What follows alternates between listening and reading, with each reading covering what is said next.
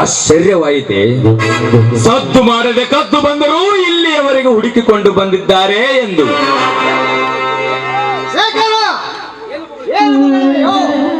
ಏನು ನಡೆದಿದೆ ಎಂದು ವಿಚಾರಿಸದೆ ಹುತ್ತರಂತೆ ಮಾತನಾಡಬೇಡ. ಮುಚ್ಚು ಬಾಯಿ ನಯ ವಂಚಕ. ನಿನ್ನ ಹಾಳು ಪುರಾಣ ಕೇಳುವುದಕ್ಕಾಗಿ ನಾವಿಲ್ಲಿಗೆ ಬಂದಿಲ್ಲ. ನಿರ್ಭಯವಾಗಿ ಇವರೊಂದಿಗೆ ಪ್ರಣಯದ ಆಟವಾಡಲು ಪರವಾನಿಗೆ ಕೊಟ್ಟು ಹೋಗಲು ಬಂದಿದ್ದೇವೆ. ಎಲ್ಲ ಮೋಸ, ಇದೆಲ್ಲ ಮೋಸ ಸ್ವಾಮಿ, ಇದೆಲ್ಲ ಮೋಸ. ದಯವಿಟ್ಟು ಇವನು ಮಾತನ್ನು ನಂಬಿ ಮೋಸ ಹೋಗಬೇಡಿ. ಬಾಂಡ ಹೆಣ್ಣೆ, ಶ್ವಾನಕ್ಕಿಂತ ಕೀಳಾದ ನಿನ್ನ ಸ್ವಭಾವ ಕಂಡು ಇನ್ನೂ ನಿನ್ನ ಹೇಳಿಕೆ ಕೇಳಬೇಕೆ? ಛೀ, ನಿನ್ನ ಮುಖ ನೋಡಲು ಸಹ ನನಗಿಷ್ಟವಿಲ್ಲ. ಅಯ್ಯೋ ದೈವವೇ, ಮತ್ಯಾವ ದುರಂತ ತಂದೊಡ್ಡಿದೆ ನನ್ನ ಜೀವನದಲ್ಲಿ. ನೋಡಿ, ನಿಮ್ಮ ಚರಣದಾಸೆಯಾದ ನಾನು ನಿಮಗೆ ಮೋಸ ಮಾಡಲು ಸಾಧ್ಯನಾ? ನೀವೇ ಹೇಳಿ ಸ್ವಾಮಿ. ದಯವಿಟ್ಟು ಇನ್ನೊಂದು ಸಾರಿ ಜಾಣೆ ಅಂತ ನನ್ನ ಜರೆಯದಿರಿ ಸ್ವಾಮಿ, ಜಾಣೆ ಅಂತ ಜರೆಯದಿರಿ. ಓಹೋ, ಆದರ್ಶ ನಾರಿ. ಮದುವೆ ಎಂದರೆ ಮೋಜಿನ ಆಟವೆಂದು ತಿಳಿದಿಯಾ?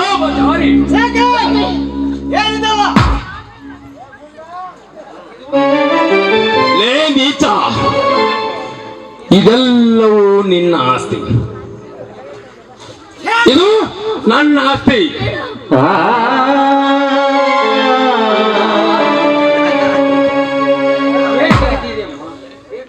ಶೇಖರ, ರುದ್ರಗೌಡ್ರಿ, ನೀವೆಲ್ಲರೂ ಏಕೆ ಬಂದಿದ್ದೀರಿ? ಏನು ನಡೆದಿದೆ ಈ ಮನೆಯಲ್ಲಿ? ನೀನಾದರೂ ಹೇಳಪ್ಪ, ಏನು ನಡೆದಿದೆ? ನಿನ್ನ ಮಗಳ ಬಗ್ಗೆ, ನಿನ್ನ ಮಗಳ ಬಾಳಿಗೆ ಮುಳ್ಳಾದ ಈ ಭಿಕಾರಿಯನ್ನು ಕೇಳಿದ್ರೆ ಏನು ಹೇಳಬಲ್ಲ? ಇವನನ್ನು ನಿನ್ನ ಮನೆಯ ಮಗನೆಂದು ಭಾವಿಸಿ ನಿನ್ನ ಮನೆಯೊಳಗೆ ಮಲಗಲು ಬಿಟ್ಟು ನಿನಗೆ ಇವರಿಬ್ಬರ ಕಳ್ಳ ಕಾಮದಾಟ ಹೇಗೆ ಗೊತ್ತಾಗಬೇಕು? ದಯವಿಟ್ಟು ಆ ಮಾತನ್ನ ನಂಬೇಡ. ಅವರೆಲ್ಲ ಸುಳ್ಳು ಹೇಳ್ತಾ ಇದ್ದಾರಪ್ಪ, ಸುಳ್ಳು ಹೇಳ್ತಾ ಇದ್ದಾರೆ. ಸಾಕು, ನಿಲ್ಲಿಸು ನಿರ್ಲಜ್ಜರೆ.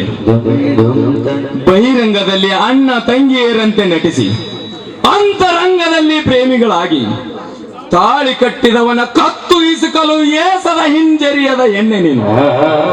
ಯಾರಿಗೆ ಬೇಕಾಗಿದೆ ನಿನ್ನ ಹೇಳಿಕೆ? ಏನು ಮಗನೇ ಅಯೋಗ್ಯ? ಅದು ಅಣ್ಣ ತಂಗಿರ ಮೇಲೆ ನೋಡು ಶೇಖರ, ಹೆತ್ತರು ಮಗಳ ತಪ್ಪನ್ನು ಹೇಳಿದರೆ ಮುಚ್ಚಿ ಹಾಕಲು ಪ್ರಯತ್ನಿಸುತ್ತಾರೆ ವಿನಃ ಬಿಚ್ಚಿ ಹೇಳಲು ಯಾರು ಸಹಿಸಲಾರರು. ಇವರಿಬ್ಬರ ಕಳ್ಳ ಕಾಮಗಾಟವನ್ನು ಪ್ರತ್ಯಕ್ಷವಾಗಿ ಕಂಡ ನಾವೇ ಇರುವಾಗ ಅವರ ಹೇಳಿಕೆ ಅನಾವಶ್ಯಕ. ಅಯ್ಯೋ ದೇವರೇ, ಇದೇನು ವಿಚಿತ್ರ? ಆನಂದ, ನೀನು ಸ್ವಾಭಾವಂದಿಗೆ ಇಲ್ಲ ಅಪ್ಪಾಜಿ. ನನ್ನ ತಂಗಿ ಕಾತನಲ್ಲಿ ಹೊತ್ತು ತನ್ನ ಕಣ್ಣೀರನ್ನು ಒರೆಸುವ ಸಂದರ್ಭ ದೃಶ್ಯವನ್ನು ಕಂಡು ಆದರದ ಪಟ್ಟವನ್ನು ಕಟ್ಟಿದ್ದಾರೆ ಅಪ್ಪಾಜಿ. ಆದರದ ಪಟ್ಟವನ್ನೇ ಕಟ್ಟಿದ್ದಾರೆ ಅಪ್ಪಾಜಿ. ಈ ರುದ್ರಗೌಡ ತನ್ನ ಕಪಟಕಾರ ಕೈಗೂಡಲೆಲ್ಲವೆಂದು ಕಥೆಯನ್ನು ಕಟ್ಟಿ ಆ ಕಥೆಗೆ ನನ್ನನ್ನು ಕಳನಾಯಕನನ್ನಾಗಿ ಮಾಡಿದ್ದಾನೆ ಅಪ್ಪಾಜಿ. ಶಭಾಷ್, ಮೆಚ್ಚಿದೆ ನಿನ್ನ ನಟನೆಗೆ. ನಿಮ್ಮಿಬ್ಬರ ಪ್ರೇಮದಾಟವನ್ನು ನಾನೇ ಸ್ವತಃ ಕಂಡರು. ಸಚ್ಚಾರಿತ ಸತಿ ಎಂದು ಸ್ವೀಕರಿಸಲು ನನ್ನನ್ನೇನು ಹುಚ್ಚ ಎಂದು ತಿಳಿಯಲೇ ಲುಚ್ಚ.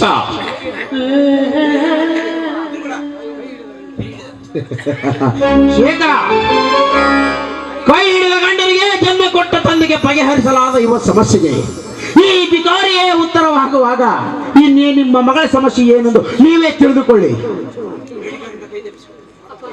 ಸತ್ವಾಗ್ಲೂ ಹೇಳ್ತಾ ಇದ್ದೀನಿ ಸ್ವಾಮಿ, ಬೇಟೆಗಾರನ ಕೈಯಿಂದ ತಪ್ಪಿಸಿಕೊಂಡು ಬೆಂಕಿಯಲ್ಲಿ ಬಿದ್ದಿದ್ದೇನೆ ನಾನು. ನಿಮ್ಮ ಕೈ ಮುಗಿದ್ದೀನಿ, ಇನ್ನೊಂದು ಸಾರಿ ಅಪವಿತ್ರವಾದ ಹೆಣ್ಣು ಅಂತ ನುಡಿಬೇಡಿ ಸ್ವಾಮಿ. ಲೇ ಬಂಡ ಹೆಣ್ಣೆ, ನಿಜವಾಗಿಯೂ ನೀನು ಪವಿತ್ರಳಾಗಿದ್ದರೆ ನಡೆದ ಘಟನೆಯನ್ನು ನನಗೆ ಹೇಳಬೇಕಾಗಿತ್ತು. ಹೋಗಲಿ, ತವರು ಮನೆಗೆ ಹೋದರೂ ತಂದೆಗೆ ಗೊತ್ತಿಲ್ಲದ ಹಾಗೆ ಹಿಂತಿರುಗಲು ಸಿದ್ಧಳಾದ ನೀನು ಪವಿತ್ರಳೆ.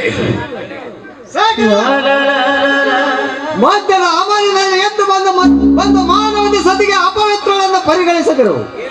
ಏನನ್ನು ಅರಿಯದ ನೀನು ವಿಜಯ ಯಾವುದನ್ನು ವಿಚಾರಿಸದೆ ನಿರ್ಮಲವಾದ ನಮ್ಮಿರುವರ ಅಣ್ಣ ತಂಗಿಯರ ವಾತ್ಸಲ್ಯದಲ್ಲಿ ಕಿಂಚೊತ್ತು ಸಂಶಯ ಪಡದೆ ಈ ಕೀಚಕನ ನಿಜ ರೂಪವನ್ನು ತಿಳಿದುಕೋ. ಮಾತಿನಲ್ಲಿ ನೀನು ಮಹಾಚತುರನೆಂಬುದು ನಾನು ಬಲ್ಲೆ. ಮೋಸಗಾರ ತನ್ನ ರಕ್ಷಣೆಗಾಗಿ ಮೋಸದ ಮೂಟೆಯನ್ನೇ ಕಟ್ಟಿಕೊಂಡಿರ್ತಾನೆ. ಅದನ್ನು ಬಿಚ್ಚಿ ತೋರಿಸದಿರು ನಿನ್ನ ನಟನೆಯನ್ನು.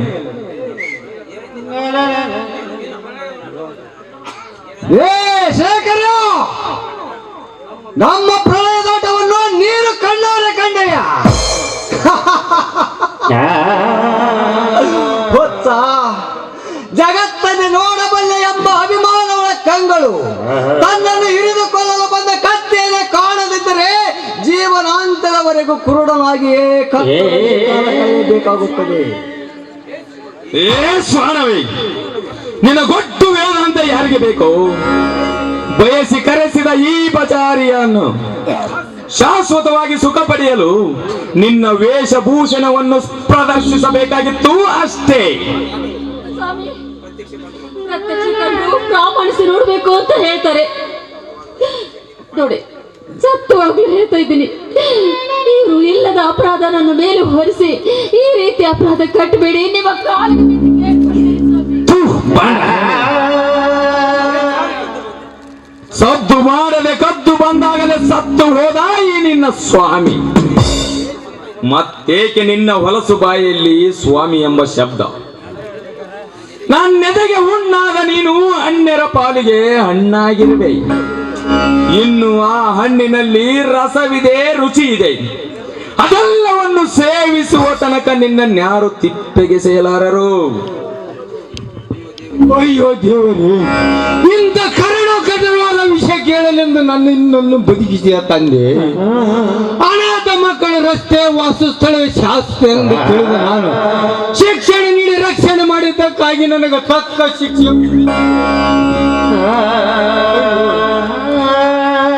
ದೇವರೇ, ಜಾಣ್ಮೆಯಿಂದ ನನ್ನ ಮಗಳ ದೇಹ ಸುಖವನ್ನು ಬಯಸಿಬಿಟ್ಟೇನಪ್ಪ, ಬಯಸಿಬಿಟ್ಟೆ. ನಿನ್ನ ಬಾಯಿಂದ ಅಪ್ಪ ಎಂದು ಕರೆಯಬೇಕಂದು ನಾನು ಆಸೆ ಪಟ್ಟೆ. ನಿನ್ನ ಆಸೆ ಪೂರ್ತಿ ಆಯ್ತಂದು ನೀನು ಈಗ ಸಂತೋಷ ಪಟ್ಟೆ. ಏನ್ ಹೇಳ್ತಾ ಇದೀಯಪ್ಪ ನೀನು?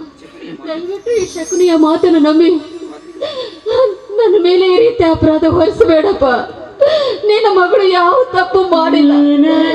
ಮಗಳು ತಪ್ಪು ಮಾಡಿದಾಳೆ ಅಂತ ಬೇಡ. ದಯವಿಟ್ಟು ಈ ರೀತಿ ನನಗೆ ಎಲ್ಲರ ಮುಂದೆ ಜಾಡೆ ಪಟ್ಟ ಕಟ್ಟಬೇಡಪ್ಪ. ಅವನು ತುಂಬಾ ಒಳ್ಳೆಯವನು. ಈ ಶಕುನಿಯ ಮಾತಿನಿಂದ ಸಾತ್ವಿಕರಿಗೆ ಅಪರಾಧ ಹೊರಿಸೋದು ಸರಿಯಲ್ಲ. ಕೇಳಿದೆಯ ಶೇಖರ? ಮನೆತನದ ಘನತೆ ಗೌರವಗಳನ್ನು ಕಾಪಾಡಿಕೊಳ್ಳಬೇಕೆಂದು ಬಂದ ನನಗೆ ಮಹಾಪೇಕ್ಷದ ಅಪವಾದ. ಸುರಳಿತವಾಗಿ ಸಾಗಬೇಕಾದ ಇವರ ಸರಸ ಸಲ್ಲಾಪಕ್ಕೆ ಅಡ್ಡಿಯಾದನಲ್ಲ ಎಂಬುದಕ್ಕೆ ಸೇಡು ತೀರಿಸಿಕೊಳ್ಳಲು ಮುಂದಾಗಿದ್ದಾರೆ. ಶೇಖರ, ಆದರಕ್ಕೆ ಕೈ ಹಾಕಿದ ಹೆಣ್ಣು ಯಾವುದಕ್ಕೂ ಏಸುವುದಿಲ್ಲ ಎನ್ನುವುದಕ್ಕೆ ಇದು ಪ್ರತ್ಯಕ್ಷ ಸಾಕ್ಷಿ. ಶೇಖರ, ಪ್ರತ್ಯಕ್ಷ ಸಾಕ್ಷಿ. ಹೇಳಿಪ್ಪ, ಹೇಳಿ, ಒಂದು ಸಲ ಆದ್ರೆ ಹೇಳಿ. ನಿಮ್ಮ ಮಗಳ ನಡತೆಯ ಬಗ್ಗೆ ಬಾಯಿ ಬಿಟ್ಟು ಒಂದ್ಸಲ ಹೇಳಿ ಅಮ್ಮಾಜಿ. ಯಾಕೆ ನಿಮ್ಮ ಮಗಳು ಒಂದೇ ಒಂದು ಸರಿ ಸೌಭಾಗ್ಯವತಿ ಅಂತ ಬಾಯಿ ಬಿಟ್ಟು ಅವ್ರ ಮುಂದೆ ಹೇಳಿ ಅಪ್ಪಾಜಿ. ಸೌಭಾಗ್ಯದ ಕುರುಗಳನ್ನು ಅರಿದ ವರ್ತಿಸ ನಿನ್ನ ವರ್ತನೆ ಕಂಡು ನಾನು ಸಹ ನಿನ್ನ ಅಪಚಾರಿ ಅನ್ನಲೇಬೇಕು. ಅಪ್ಪಾಜಿ, ಶಿವರಾಜಪ್ಪನ ಸುಪುತ್ರಿ ಶೋಭ ಎಂಬ ಸುವರ್ಣ ಅಕ್ಷರವನ್ನು ಮದುವೆ ಆಮಂತ್ರಣ ಪತ್ರಿಕೆಯಲ್ಲಿ ಮುದ್ರಿಸಿ ಶುಭ ಮಾಡ್ತಾನೆ ಮಾಂಗಲ್ಯ ಕಟ್ಟಿಗೆ ಆ ಮನೆ ಬೆಳಗಲೆಂದು ನಾನು ಆಸೆ ಪಟ್ಟು ನಾನು ಬೀಳು ಕೊಟ್ಟು ನೀನು ಹಾಗೆಯನ್ನು ಅಮಂಗಳೇಶ್ವರ ಹೊತ್ತು ಸತ್ಯ ಧರ್ಮದಿಂದ ಮನೆ ಬೆಳಗಿದ ಮನೆಯನ್ನು ಕಪ್ಪು ಕಸವಿಟ್ಟೆ.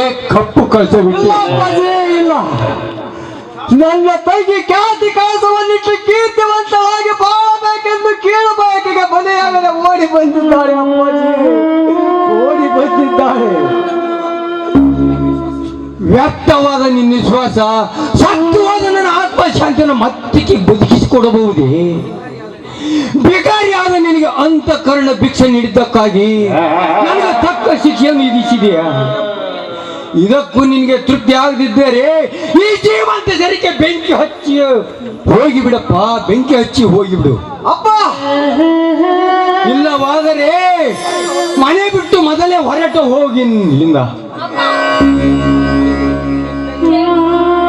ಒಂದೇ ಸಲ ಕಳೆದಿರು ನಿಮ್ಮ ಕಣ್ಣಿನ ಕುಡಿಯನ್ನ. ಅಪ್ಪ ಸತ್ಯವಾಗ್ಲೂ ಹೇಳ್ತೀನಿ, ಅಂತ ತಪ್ಪು ನಾನು ಏನು ಮಾಡಿಲ್ಲಪ್ಪ, ಮಾಡಿಲ್ಲ. ನನ್ನ ಮಾತು ಕೇಳಪ್ಪ, ನಾನೇನು ತಪ್ಪು ಮಾಡಿಲ್ಲ. ನಮ್ಮನ್ನ ಮನೆ ಬಿಟ್ಟು ಹೊರಗೆ ಹಾಕ್ಬೇಡಿ ಅಪ್ಪ, ಹೊರಗೆ ಹಾಕ್ಬೇಡ. ಮನದಿಂದ ಹೊರಗೆ ಹಾಕಿದ ಮೇಲೆ ಈ ಮನೆಯಲ್ಲಿ ಮತ್ತೆ ಯಾಕಮ್ಮ ನಿನಗ ಸ್ಥಾನ? ಹೊರಟು ಹೋಗಿ ಇಲ್ಲಿಂದ, ಹೊರಟು ಹೋಗಿ. ವಿಚಾರ ಮಾಡಿ ನನ್ನ ಕೈ ಬಿಡಬೇಡಿ. ನಾನು ನಿಮ್ಮ ಮನೆಯಲ್ಲಿ ಕೆಲಸದೊಳಗೆ ಹೊರಿ ಬಾಗಿಲಲ್ಲಿ ಮುಂದೆ ಜೀವನ ಮಾಡಿದೆ. ದಯವಿಟ್ಟು ನನ್ನ ದೂರ ಬಂಡ ಹೆಣೆ, ಪ್ರಿಯಕರನ ಪ್ರೇಮವನ್ನು ಬಯಸಿ ಬಂದ ನೀನು ಬೇಡವಾದ ಪತಿಗೆ ವಿಷ ಉಣಿಸಲು ಹಿಂಜರಿಯದ ಹೇಸಿಯನ್ನು ನೀನು. ಪಾಪಿ ಕೈಗಳಿಂದ ಮುಟ್ಟದಿರು ಈ ಪಾದವನು. ನಾನೇನ್ ತಪ್ಪು ಮಾಡಿದೆ ಅಂತ ನನಗೆ ಇಂಥ ಶಿಕ್ಷೆ ಕೊಡ್ತಾ ಇದ್ದೀಯ ಚಿಕ್ಕಪ್ಪ? ಒಂದ್ಸಲ ಬಾಯಿ ಬಿಟ್ಟು ಹೇಳು, ನಾನಂತವಲ್ಲ ಅಂತ. ಅಬ್ರಕ ಎಂದು ಅಪ್ಪಟ ಬಂಗಾರವಾಗಲಾರದು. ಪದಿಘಾತಕಿಯಾದ ನಿನ್ನನ್ನು ಕ್ಷಮಿಸುವುದು ಒಂದೇ, ಪವಿತ್ರವಾದ ಕ್ಷೀರಕ್ಕೆ ಉಪ್ಪು ಹಾಕುವುದು ಒಂದೇ. ಸರಿ ಸರಿ, ಕೈ ಹಿಡಿದ ಗಂಡ ಕುಡುಕನಾದಾಗ, ಜನ್ಮ ಕೊಟ್ಟ ತಂದೆ ನಿರ್ದಯನಾದಾಗ ನಿನ್ನ ಕಣ್ಣೀರಿಗೆ ಬೆಲೆ ಬರಲಾರದು. ದುಷ್ಕರ್ಮಿಗಳ ಕಾಲ್ಗೆಲಗಿದ ಕನಗದಮ್ಮ ಕಲ್ಲು ಹೃದಯ, ಕಾಣನಮ್ಮ ಅಂತ ಕರುಣೆ. ಅಳಬೇಡ ತಂಗಿ, ಅಳಬೇಡ. ಅತ್ತನೆ ನಿನ್ನ ಕಣ್ಣನ್ನ ಕಿತ್ತುಕೊಳ್ಳುವ ಕಟುಕರ ಕೂಟವ ಮಾಡಿ ಸಮಾಧಾನ ಮಾಡಿಕೋ ತಂಗಿ. ಸತ್ಯವನ್ನು ಅಸತ್ಯ ಕೊಲೆ ಮಾಡಿದಾಗ ಸಂದರ್ಭವೇ ಇದಕ್ಕೆ ಸಂಜೀವಿನಿ. ಏ ರುದ್ರೇಗೌಡ, ನಿನ್ನ ವಾಸಂತ ನರಿಯದ ನಿನ್ನ ಪತಿಗೆ ನಿಜ ರೂಪವನ್ನು ತಿಳಿಸಿದೆ. ಅಪವಾದವನ್ನು ಹೊರೆಯನ್ನು ಹೊರಿಸಿದೆಯಾ? ತುತ್ತಿಟ್ಟು ಮುದ್ದಿಟ್ಟು ಲಾಲಿಸಿ ಬೆಳೆಸಿದ ಈ ಅನಾಥನನ್ನು ಪುನಃ ಬೀದಿಗೆ ತಳ್ಳುವೆಯಾ ಅಪ್ಪಾಜಿ? ಯಾಕಪ್ಪ? ನಿಮ್ಮ ದಿವ್ಯ ದೃಷ್ಟಿಗೂ ಅಜ್ಞಾನದ ಪರೆ ಬಂದಿದೆ. ದ್ರೋಹಿ ಮರು ಮಾತನಾಡಿದ ಮಾರಿ ಒಂದಿಗೆ ಮನೆ ಬಿಟ್ಟು ಹೊರಟು ಹೋಗಿಲ್ಲಿಂದ. ಒಂದು ಕ್ಷಣ ಕೂಡ ನಿನಗೆ ಇಲ್ಲಿ ಸ್ಥಳವಿಲ್ಲ. ಹೊರಟುವಾಗ ಇಲ್ಲಿಂದ. ನಿಮ್ಮ ಈ ತಾತ್ಕಾಲಿಕ ವೇದನೆಗೆ ಕಾರಣ ನಾನಲ್ಲಪ್ಪ, ಕಾರಣ ನಾನಲ್ಲ. ಈ ವಿಶ್ವಾಸ ಗಾದುಕ. ಒಂಡೆ ಮನೆಗೆ ಎರಡು ಬಗೆಯ ಬಂಡ. ಮರ್ಯಾದೆಯಿಂದ ಮನೆಯಿಂದ ಆಚೆ ಹೋಗು, ಇಲ್ಲದಿದ್ರೆ ಕಜ್ಜರದ ಆಚೆ ನೂಕಬೇಕಾಗುತ್ತದೆ. ಎಚ್ಚರ. ಹೋಗುತ್ತೇವೆ ರುದ್ರ, ಹೋಗುತ್ತೇವೆ. ಹೋಗುವ ಮುನ್ನ ನಿನಗೊಂದು ಮಾತು ಹೇಳಿ ಹೋಗುವೆ. ನೆನಪಿಟ್ಟುಕೋ, ಸೋಕ್ಕಿನಿಂದ ಬೆಳೆದ ಬಾಳಿಯ ಕೊನೆಗೊಂದು ದಿನ ಬಾಗಲೇಬೇಕು. ಸಾತ್ವಿಕನಿಗೆ ಈ ಸಮಾಜ ಗೌರವಿಸಲೇಬೇಕು. ಗಣತಿಯ ಶಾಪಕ್ಕೆ ನಿಮ್ಮಂತ ಕೀಚಕರು ನರಳಿ ಸಾಯಲೇಬೇಕು. ರುದ್ರಗೌಡ, ವಿಶಾಲವಾದ ದಾಂಪತ್ಯ ಜೀವನಕ್ಕೆ ಬೆಂಕಿ ಹಚ್ಚಿ ನಿನ್ನ ಉಳುಕನ್ನು ನೀನೇ ಮುಚ್ಚಿಕೊಂಡೆ ಎಂದು ನಿನ್ನನ್ನು ನೀನೇ ಮೆಚ್ಚಿಕೊಳ್ಳಬೇಡ. ಈ ನಿನ್ನ ವಂಚನೆ ಹೊರಬಿದ್ದ ತಕ್ಷಣವೇ ನಿನ್ನ ದೇಹವನ್ನು ಹದ್ದು ಕಾಯಿಗಳು ಹರಿದುಕೊಂಡು ತಿನ್ನುವುದು ಸತ್ಯವೆಂದು ನಿತ್ಯ ಸ್ಮರಿಸಿಕೊ. ನಿಲ್ಲಲೇ ಜಾರಿನಿ, ನಾ ಕಟ್ಟಿದ ಮಾಂಗಲ್ಯ ಹೊರುವ ಯೋಗ್ಯತೆ ನಿನಗೆ. ದೇವಿಗೆ ಸರಳಾದ ನಿನ್ನಂತ ಸಣ್ಣ ಒಳಗೆ ಎಲ್ಲಿಂದ ಆತ್ಮವಾಗಬೇಕು? ಬಾಳ ಸಂಗಾತಿಯ ತಾಕತ್ತು. ತೂ ನೀಚ, ಬಯಸಿ ಕರೆಸಿದ ಈ ಬಜಾರಿಯ ಕತ್ತಲ್ಲಿ ನನ್ನ ಕುರುಹು ಏಕೆ?